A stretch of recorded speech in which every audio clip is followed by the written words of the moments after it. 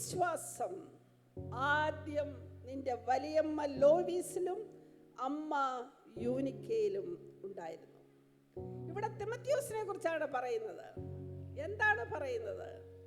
ഇന്ന് നമ്മൾ അല്പസമയം പരിശുദ്ധാത്മാവിന്റെ ഹൃദയത്തിൽ നൽകിയത് അമ്മമാർക്കുള്ളതായ കടമ, അമ്മമാർക്ക് ദൈവം നൽകിയിരിക്കുന്ന വലിയ ഉത്തരവാദിത്തം.